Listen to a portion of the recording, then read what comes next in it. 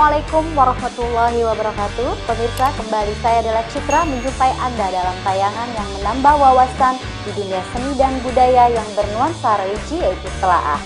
Dan kali ini kita akan menelaah atau membedah buku yang berjudul Indeks, Hadis, dan Syarah.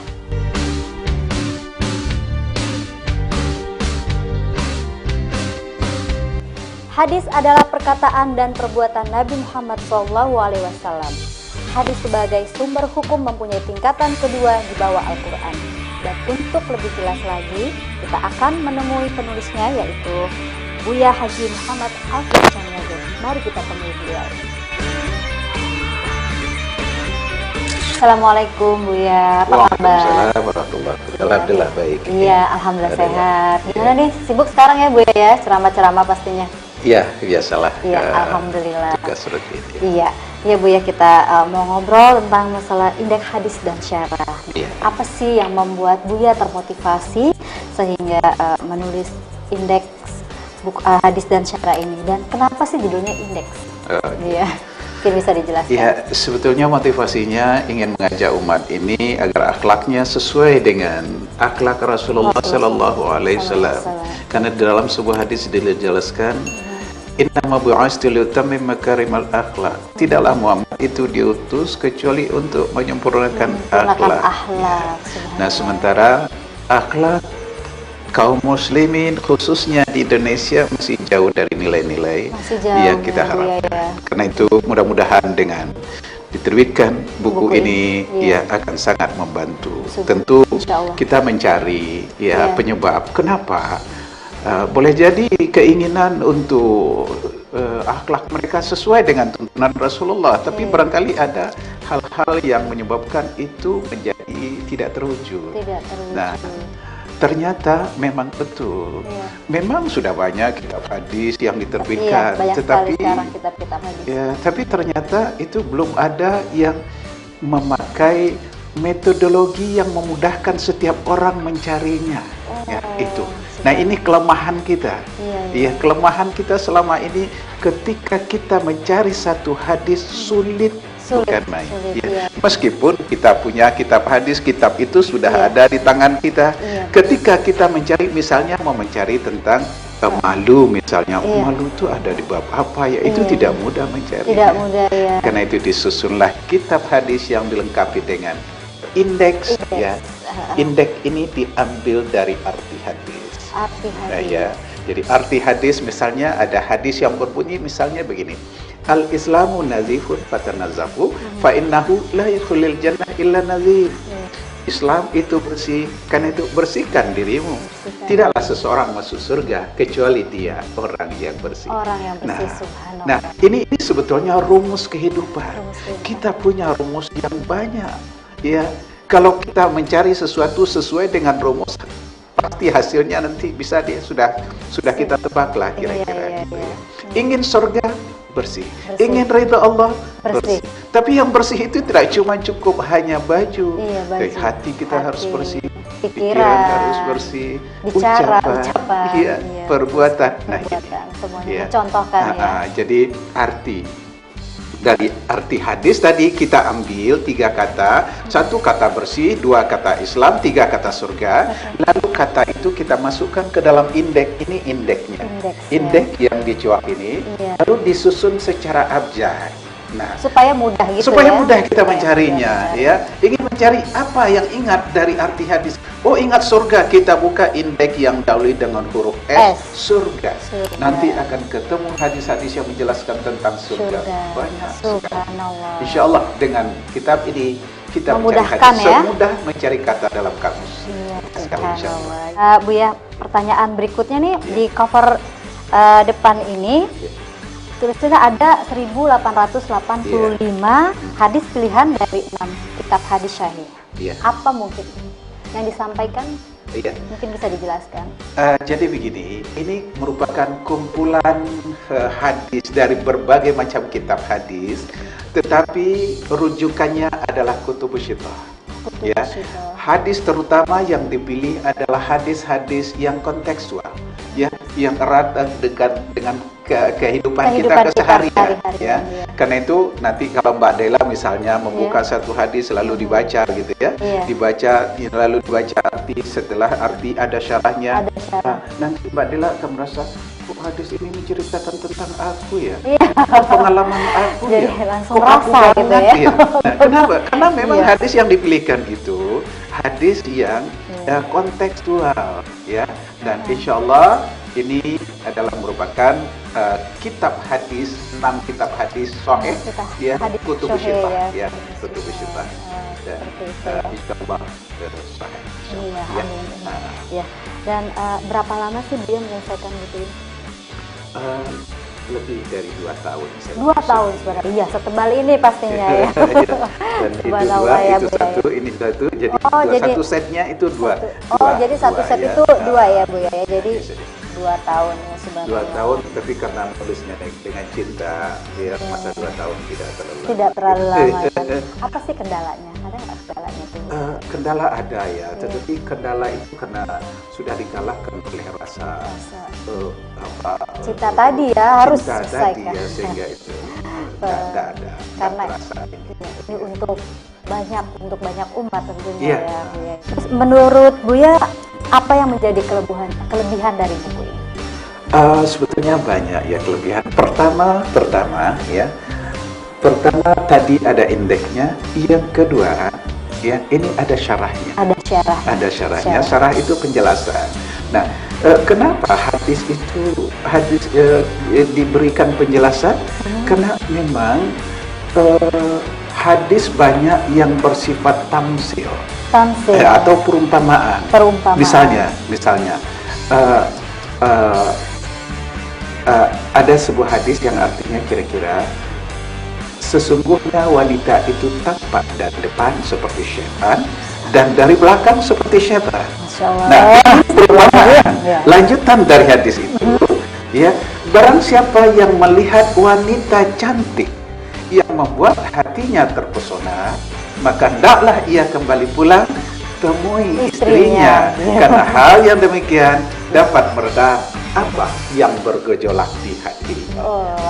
Jadi kita baca artinya, lalu kita baca syarahnya, nanti kita akan ngerti. Seperti setan itu kan perumpamaan. Nah, karena itu penjelasan. Perlu penjelasan ya. Nah, di bawah artinya ada penjelasan. Nah, setelah nanti Mbak Dela baca misalnya, oh ini yang dimaksud oleh Rasulullah seperti syaitan, seperti itu. Kalau tidak ada pengertian itu, kenapa ya? Gitu. Nah, setelah dibaca, oh ini yang pantas banyak laki-laki. Saya melihat rumput tetangga lebih hijau dari rumput sendiri, misalnya begitu ya. Jadi mudah-mudahan dengan ada syarah ini kita lebih tertuntun. Lebih tertuntun memahami. Iya, betul sekali ya. Hadis sebagai sumber hukum kedua, mungkin bisa dijelaskan. Ya, sebetulnya begini. Apa yang kurang dijelaskan di dalam Al-Quran, ya itu dijelaskan di dalam hadis. Mbak Dela kenapa sholat? Ya, karena ada perintah di dalam Al-Quran. Mbak Dela kenapa memakai jilbab? Ya, untuk ada perintah dalam Al-Quran. Tapi bagaimana kita sholat, itu dijelaskan di dalam hadis. Ya, kenapa kita berpuasa? Karena ada perintah dalam Al-Quran. Bagaimana kita berpuasa? Dijelaskan oleh hadis. Ya, banyak orang-orang tua kita dulu, dia menabung sedikit demi sedikit, ya, untuk apa? Ingin menunaikan rukun Islam yang kelima. Setelah uang terkumpul, tinggal sedikit. Jika perlu apa yang ada dijual. Jika perlu sapi dijual. Tanah dijual. Ya, sehingga untuk apa? Untuk menunaikan rukun Islam yang kelima. Nah, itu perintah dalam Al-Quran. Tapi bagaimana kita melaksanakan ibadah haji agar haji kita semabrur haji Rasulullah, itu ada tuntun dalam hadis. Jadi ini Al-Quran dan hadis yang harus saling berdampingan, selalu bersamaan gitu ya. Pemirsa, perbincangan kita akan lanjutkan lagi, tapi kita simak dulu tips dan sinopsis dari buku berikut ini.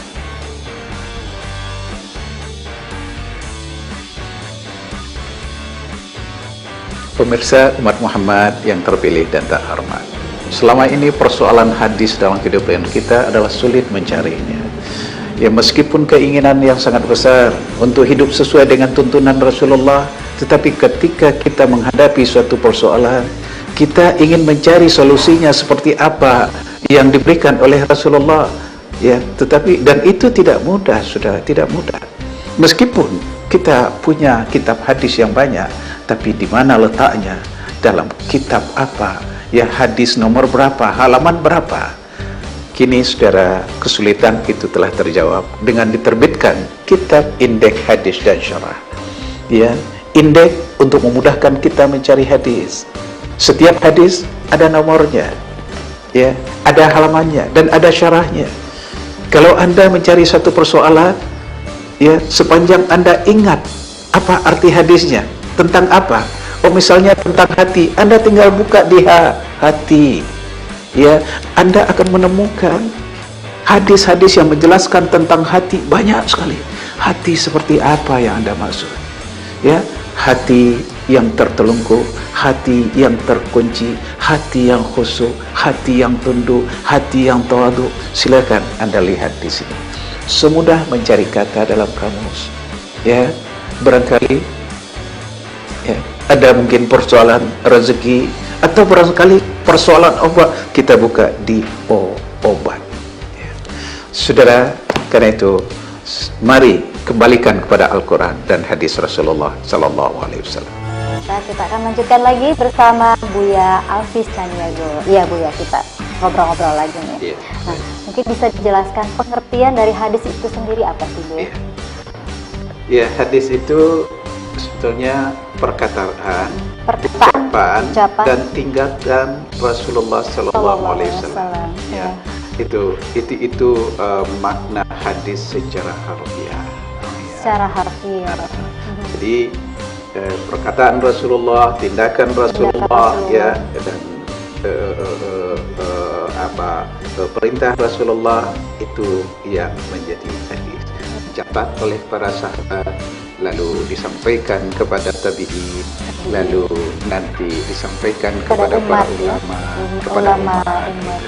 Gitu. Ada tingkatannya gitu. Ada, ya Bu ya? Itu yang disebut dengan sanad ya. Jadi kalau kita bicara tentang hadis, ada sanad, ada matan. Pertama matan dulu, yang kedua sanad, yang ketiga rawi. Oh. Ya, matan itu adalah kalimat dari redaksi dari hadis itu. Ya, kalau sanad itu orang yang menjadi sandaran tentang dijelaskan, misalnya Rasulullah bersabda, lalu didengar oleh sahabat A misalnya, lalu sahabat A ini menyampaikan lagi kepada jemaah, lalu dicatat oleh si B misalnya, si B nanti disampaikan lagi kepada jemaah, lalu dicatat oleh si C misalnya, dan seterusnya misalnya sampai kepada yang keempat misalnya. Nah, ini namanya sanad. Oh, sanad. Nah, orang yang terakhir yang mencatat lalu membukukannya, itu yang disebut dengan perawi hadis. Misalnya perawi hadis, misalnya Imam Bukhari, Bukhari Muslim. Ya, misalnya diriwayatkan oleh Imam Bukhari atau Imam Muslim, atau Bukhari Muslim atau yang lainnya. Itu disebut perawi. Iya, yang terakhir itu disebut perawi. Yang disebut perawi, ya baik. Kriteria apa saja sih yang dijadikan dasar untuk mengklarifikasi hadis? Mungkin ada kriterianya gitu. Oh iya, kriterianya itu sebetulnya sangat ditentukan oleh kualitas orang-orang yang terlibat di dalam menyampaikan hadis itu. Misalnya hadis tentang seperti al-adlu hasan walakin fil umara'i ahsanu misalnya, ya, adil itu baik, lebih baik lagi jika yang adil itu para penguasa misalnya. Nah, ini hadis ini bagaimana sih kualitasnya? Kualitas itu ditentukan siapa sih yang menyampaikan dari Rasulullah itu, siapa sih? Oh, misalnya si A ini orangnya cerdas nggak? Oh, dia cerdas, lalu sampaikan kepada si B misalnya. Si B ini orangnya jujur nggak, kitanya. Oh, orangnya jujur, lalu sampaikan lagi kepada si C. Si C ini orangnya bisa amanah nggak misalnya. Kali kualitas manusia, dan itu tersambung apa tidak? Gitu. Ya, kalau tidak tersambung, nah ini derajat hadisnya akan dianggap rendah. Apa sahih atau tidak gitu sahih, ya. gitu. Ya, baik. Berdasarkan tingkat keasliannya kita mengenal apa yang disebut sahih, hasan, dhaif dan maudu. Ya. Mungkin bisa dijelaskan Bu ya. Ya, sebetulnya kalau sahih itu, kalau dhaif itu hadis itu lemah. Lemah, gitu. ya. Kalau maudhu itu, hadis maudhu itu hadis yang itu hadis-hadis palsu gitu ya. Maudhu Hadis-hadis itu yang udah jelas palsu gitu ya. Ya, itu Bu, hadis palsu ya. Jadi sebetulnya itu bukan dari Rasulullah, tapi mereka katakan bahwa ini hadis dari Rasulullah, tapi sebenarnya bukan ya Bu ya, gitu ya. Ya baik. Ya baik, baik Bu ya. Seperti apa riwayat hadis yang diterima oleh Muslim? Ya, Muslim itu seorang perawi. Ya, perawi, beliau itu seorang yang ahli hadis yang menghafal 500.000 hadis. Ya. Menghafal 500.000 hadis. Sama dengan Bukhari. Bukhari itu lebih kurang 600.000 hadis yang dihafal oleh beliau. Ya, tetapi hadis-hadis yang beliau hafal itu beliau seleksi, akhirnya tinggal sekitar lebih kurang 7.000 hadis. Jelas itu baik. Baik ya, baik. Ya pemirsa, perbincangan kita lanjutkan lagi, tapi kita simak dulu tip dan sinopsis dari buku Indeks Hadis dan Syarah berikut ini.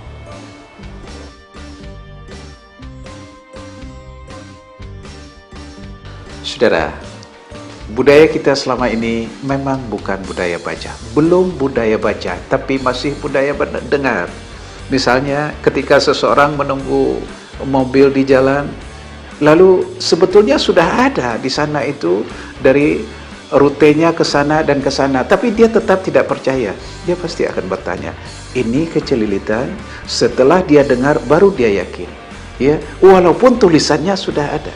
Nah, saudara, ya, pada kesempatan ini saya mengajak, mari jadikan kita budaya baca. Baca, baca, dan baca. Bukankah ayat yang pertama kali turun, Iqra, baca. Fahami, renungkan, hayati, teliti, telaah, dan amalkan. Ya, tidak cukup hanya budaya dengar. Ya. Nah, saudara yang berbahagia, baca. Apa yang harus kau baca? Apa saja sepanjang bacaan itu bermanfaat bagimu. Ya, bacalah alam, baca tanda-tanda alam, baca dirimu, baca masyarakatmu, baca bangsamu. Ya, baca, baca, dan baca. Ya. Renungai, pahami, telaah, teliti, hayati, dan amalkan. Bu ya, kita lanjutkan lagi perbincangan kita. Ya, mungkin bisa dijelaskan lagi nih, fungsi hadis itu sendiri untuk apa sih? Ya, fungsi hadis sebetulnya ya untuk tuntunan bagi umat tentunya. Ya, sebagai tadi dikatakan bahwa sebagai sumber hukum kedua. Karena Al-Quran yang perintahkan, hadis yang menjelaskan. Ya, ini fungsi hadis. Ya. Dan misalnya diperintahkan, misalnya tadi kenapa Mbak Della berjilbab, ada perintah dalam Al-Quran. Tapi bagaimana Mbak Della berjilbab? Ya, itu disesuaikan. Mungkin bentuknya jilbab, mungkin bentuknya kerudung, mungkin bentuknya, tapi intinya adalah menutup aurat. Menutup aurat ya. Nah, dan memang misalnya kitab hadis ini cukup tebal. Ketika orang melihat, yang orang agak malas baca, tentu mereka, wah, kapan mau selesainya? Sebetulnya melihat hadis tidak begitu. Melihat hadis itu sebetulnya kita tidak harus membaca satu persatu. Iya, itu gimana tuh caranya Bu ya? Supaya kita tuh mungkin pertama tuh untuk mau membaca gitu Bu ya. Nah, misalnya begini Mbak Della, kita cari saja misalnya tentang hadis yang tadi, kita cari mudah. Ya, misalnya kan ada kata-kata malaikat melaknat wanita itu sampai pagi. Itu ada ya di kita buka di L aja misalnya dilaknat misalnya. Laknat. Ada laknat. Istri yang dilaknat. Ada perintahnya di sini misalnya. Lihat buku sekian, hadis nomor sekian, halaman sekian, ya kita buka. Langsung ketemu. Ya, atau kita lihat di istri. Kita buat istri yang dilaknat. Istri yang dilaknat. Jadi mudah. Kata apa yang kira-kira kita mudah mengingatnya. Insyaallah. Dan ini saya buat dengan kitab ini kita mencari hadis semudah mencari kata. Karena itu saya mengimbau kepada pemirsa sekalian, ya mari, jika Anda mengalami suatu bentrok nilai dalam kehidupan, farudullah Rasul, kembalikan kepada Al-Quran dan hadis Rasulullah. Hendaknya dari sekian banyak buku yang ada di rumah kita harus ada Al-Quran dan hadis. Dari sekian banyak suara yang terdengar di rumah kita harus terdengar suara Al-Quran. Dari sekian banyak perintah yang keluar dari mulut kita harus terdengar perintah Al-Quran dan hadis. Ya. Baik, jadi, mungkin ini pertanyaan terakhir nih.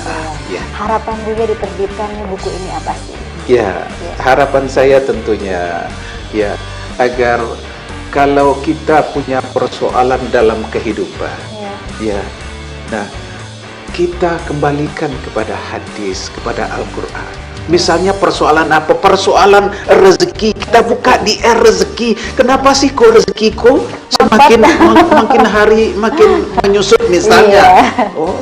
Ya, atau misalnya persoalan anak, kita buka di belum punya anak ya misalnya kok belum punya anak, misalnya kok misalnya anakku juga sudah remaja ini misalnya, ya kita buka di anak, nanti kata oh ini dia zawiju abnaakum wa banatikum wa halluhun nasab wal fitah wa ajidu lahunna kiswah wa asiru ilaihinna binihmati liyarghaba fihinna.